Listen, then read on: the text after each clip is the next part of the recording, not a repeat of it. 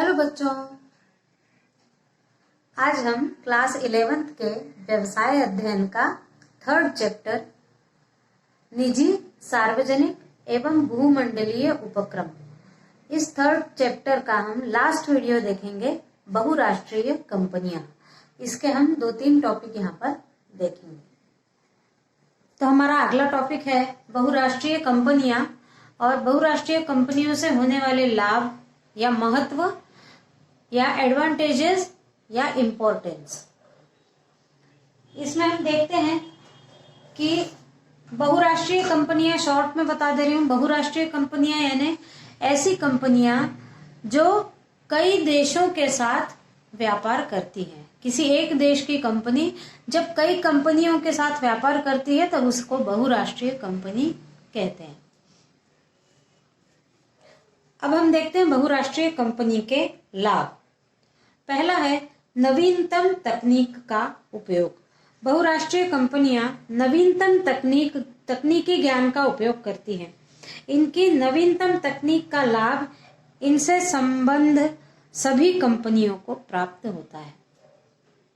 इस प्रोजेक्ट से संबंधित सभी कंपनियों को जो नई नई तकनीकें आती हैं, क्योंकि यहाँ पर अर्थ की कमी नहीं होती, पैसों की कमी नहीं होती है, इसलिए नई नई तकनीकों का उपयोग भी करके उत्पादन किया जाता है। फिर है दूसरा, रोजगार के अवसरों की वृद्धि। बहुराष्ट्रीय कंपनियों ने विभिन्न देशों में रोजगार के अवसर में वृद्धि की है। बहुराष्ट्रीय कंपनियों के द्वारा प्रबंधकीय एवं तकनीकी योग्यता प्राप्त युवकों को प्रतिवर्ष 1 करोड़ रुपए से ज्यादा तक के पैकेज पर कार्य दिया जाता है। बहुराष्ट्रीय कंपनियों में पैकेजेस बहुत अच्छे होते हैं और एक देश की कंपनी जब दूसरे देश में अपना कारोबार शुरू करती है तो वहां उस देश के लोगों को भी रोजगार के अवसर मिलते हैं। फिर है साधनों का विदोहन। देशी कंपनियां अपने सीमित साधनों के कारण प्राकृतिक संसाधनों का पूर्ण विदोहन नहीं कर पाती। बहुराष्ट्रीय कंपनियां अपने विस्तृत संसाधनों से दूसरे देशों के भी प्राकृतिक संसाधनों के विदोहन में सहयोग करती है। यानी जब दूसरे देश की कंपनी हमारे देश में आ जाए तो जो हमारे देश में कुछ साधन कम है, अपने देश के संसाधनों को विदोहन करने के लिए, यानी उनसे उनका उपयोग करने के लिए यदि कुछ साधन कम है तो विदेशी कंपनियां यदि पूरे साधन सहित आए तो वो हमारे देश के जो संसाधन है उनका विदोहन कर सकती है। फिर निर्यात में वृद्धि। बहुराष्ट्रीय कंपनियों के उत्पाद के कारण, और ये जो उत्पाद होते हैं ये उच्च गुणवत्ता के होते हैं, यानी अच्छे क्वालिटी के होते हैं, इसके कारण देश की निर्यात राशि में वृद्धि हो जाती है और देश में दूसरे देशों की मुद्रा आती है। फिर है जीवन स्तर में वृद्धि। बहुराष्ट्रीय कंपनियों के कारण जिन देशों में बहुराष्ट्रीय कंपनियां हैं वहां पर नई नई वस्तुएं मिलती हैं और लोगों का जीवन स्तर बढ़ता है और रोजगार के अवसर भी बढ़ते हैं, इसलिए भी लोगों का जीवन स्तर बढ़ जाता है। फिर है विदेशी विनियोग। बहुराष्ट्रीय कंपनियों की स्थापना से देश में विदेशी विनियोग में वृद्धि होती है जो देश के आर्थिक विकास में सहायता करती है। विदेशी विनियोग, क्योंकि जब दूसरे देश की कंपनियां हमारे देश में आएंगी तो वो अपना पैसा यहाँ पर इन्वेस्ट करेगी, इसलिए विदेशी मुद्रा हमारे देश में ज्यादा आ जाएगी। इसके बाद हम अगला टॉपिक देखते हैं, हानियां, आलोचनाएं या डिसएडवांटेजेस या क्रिटिसिज्म ऑफ मल्टीनेशनल कंपनीज। बहुराष्ट्रीय कंपनियों की हानियां या आलोचनाएं। इसमें पहला है घरेलू उद्योगों को कठिनाई। बहुराष्ट्रीय कंपनियां यदि हमारे देश में या किसी भी देश में अपना कारोबार चालू कर देती है तो उस देश में जो घरेलू छोटे छोटे उत्पादक हैं वो उन बड़ी कंपनियों के सामने टिक नहीं पाते हैं और घरेलू जो यानी उस देश के उद्योग हैं उनको कठिनाइयों का सामना करना पड़ता है। अभी हम देख सकते हैं हमारे ही देश में जब चीन का सामान बहुत मात्रा में आता था, उस समय दिवाली के समय लगने वाली लाइटें ये सब वहां से आता था, सीरीज वहां से आती थी और वो हमारे यहाँ मिलने वाली सीरीज से कम कीमत पर मिलती थी, तो लोग कम कीमत देखेंगे और कम कीमत देकर वहां की वस्तुओं को ज्यादा खरीदेंगे। इस कारण हमारे देश में चलने वाले उस उद्योग को थोड़ा प्रभावित किया करते थे। फिर है बाजार पर अधिकार। जैसे ईस्ट इंडिया कंपनी आई थी और धीरे धीरे व्यापार के माध्यम से उसने पूरे देश पर कब्जा कर लिया। पहले बाजार पर कब्जा किया, उसके बाद पूरे देश पर कब्जा किया। वैसे ही ईस्ट इंडिया कंपनी की ही तरह बहुत सारी राष्ट्रीय कंपनियां ऐसी हैं जो हमारे देश के बाजार पर अधिकार कर रही हैं धीरे धीरे, और ऐसे में भारत पुनः गुलामी की ओर बढ़ रहा है। फिर है अगली हानि है उपभोक्ता का शोषण। बहुराष्ट्रीय कंपनियां व्यापक विज्ञापन के द्वारा उपभोक्ताओं को अपनी वस्तु के प्रति आकर्षण पैदा करती है विज्ञापनों के माध्यम से। तो वहां आकर्षित होकर उपभोक्ता जो है वो उस वस्तु को खरीद लेते हैं। फिर भले वो पछताए, लेकिन वो खरीदते जरूर हैं उस वस्तु को, और बाद में उनको पता चलता है कि ये वस्तु ज्यादा अच्छी नहीं है, उससे अच्छा तो हम अपने देश की वस्तु खरीदते तो वो ज्यादा अच्छी होती। फिर संसाधनों का अनुचित दोहन। बहुराष्ट्रीय कंपनियां देश के संसाधनों, विशेषकर प्राकृतिक एवं मानव संसाधन का अत्यधिक दोहन कर रहा है। प्राकृतिक संसाधनों का भी दोहन हो रहा है, क्योंकि जो प्रकृति द्वारा हमारे देश को दिया गया है उसका उपयोग विदेशी कंपनियां कर रही हैं, और हमारे देश के मनुष्य, मानव रूपी जो संसाधन है उसका भी उपयोग वो कर रही हैं। इस प्रकार से दोनों ही संसाधनों का विदोहन होने के कारण धीरे धीरे दुष्परिणाम समझ में आ रहे हैं। फिर अगला है आर्थिक केंद्रीयकरण।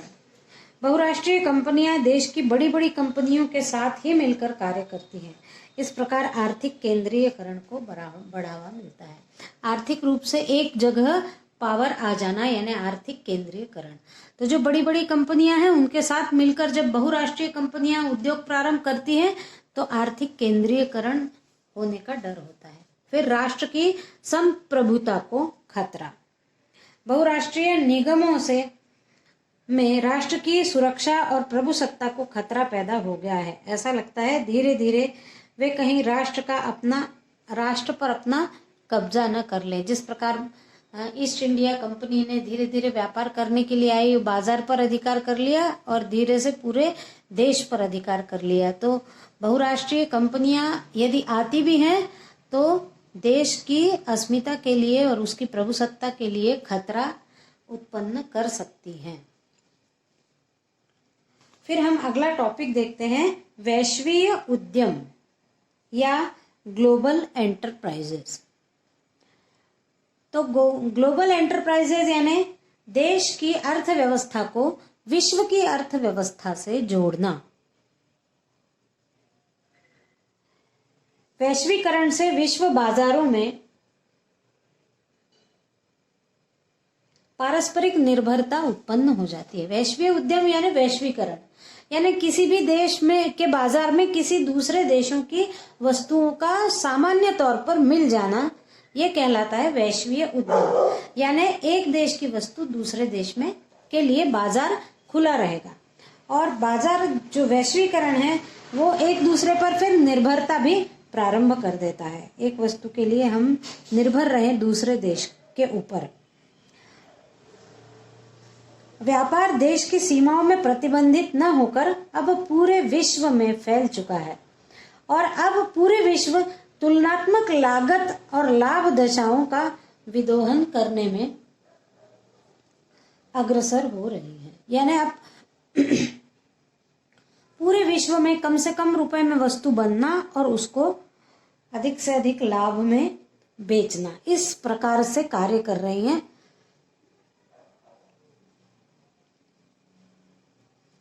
सारे देश के बाजार इसी एक सिद्धांत पर कार्य कर रहे हैं। और वैश्वीकरण में बहुराष्ट्रीय कंपनियों का बहुत योगदान है, क्योंकि जब बहुराष्ट्रीय कंपनियां अपने एक जगह से दूसरी जगह उद्योग स्थापित करेगी तभी वैश्वीकरण हो पाएगा। तो वैश्वीकरण के यहाँ पर अगला टॉपिक है वैश्वीकरण के कुछ लाभ। तो इन लाभों में पहला है, उपभोक्ताओं को कम कीमत में अच्छी वस्तु मिल जाती है। जब बहुराष्ट्रीय कंपनियों में वस्तु बनती है तो वो कम कीमत पर बनती है, और एक अच्छे क्वालिटी की वस्तु मिलती है। तो लाभ ये होता है कि उपभोक्ताओं को कम कीमत में अच्छी वस्तु मिल जाती है। फिर आधुनिक तकनीक का उपयोग, जो भी वस्तुएं होंगी वो बनाने के लिए आधुनिकतम तकनीक का उपयोग किया जाता है। फिर साधनों का श्रेष्ठतम कुशलतम उपयोग, जो भी साधन उपयोग में लाए जाते हैं वस्तु निर्माण के लिए, उन साधनों को निर्माण करने के लिए कुशलतम और श्रेष्ठतम सबसे अच्छे साधनों का उपयोग किया जाता है। नव प्रवर्तन को प्रोत्साहन, यानी नया नया कुछ खोज की जाए, नया प्रवर्तन यानी नया खोज की जाए, नई वस्तुओं का निर्माण किया जाए, उसका प्रोत्साहन मिलता है। फिर अंतर्राष्ट्रीय व्यापार में वृद्धि, वैश्वीय उद्यम के कारण एक देश दूसरे देश के साथ व्यापार करता है तो अंतर्राष्ट्रीय व्यापार में वृद्धि होती है। फिर घरेलू उद्योगों की प्रतियोगिता में वृद्धि, घरेलू उद्योग भी आपस में एक दूसरे से प्रतियोगिता करने के लिए वस्तुओं का निर्माण कम से कम लागत पर करते हैं क्योंकि उनको प्रतियोगिता में रहना है। फिर जीवन स्तर में वृद्धि, वैश्वीकरण के कारण हर किसी देश का सामान किसी देश में मिल पा रहा है तो प्रत्येक व्यक्ति के जीवन स्तर में भी वृद्धि हो जाती है। फिर है अगला रोजगार के अवसर, वैश्वीकरण के कारण जिस देश में दूसरे देश के प्रोजेक्ट लगते हैं या दूसरे देश के बाजार हो, दूसरे देश की वस्तुओं को लाकर अपने देश में बेचना, तो ये रोजगार के नए नए अवसर पैदा होते हैं। इस वीडियो में बस इतना ही। आज हम चैप्टर 3 निजी सार्वजनिक एवं भूमंडलीय उपक्रम public private and global enterprises का ये लास्ट वीडियो देख रहे हैं। इसके बाद हम अगले वीडियो में मिलते हैं 4th चैप्टर को लेकर।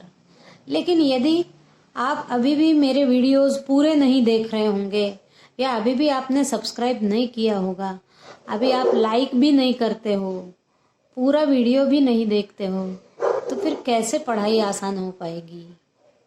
तो वीडियो पूरा देखिए, सब्सक्राइब करिए, लाइक करिए और कमेंट भी करिए। कमेंट बिल्कुल नहीं करते हो आप लोग, कमेंट करिए ना, मेरे को पता चलेगा मुझे क्या कुछ और सुधारने की आवश्यकता है। ठीक है, थैंक यू।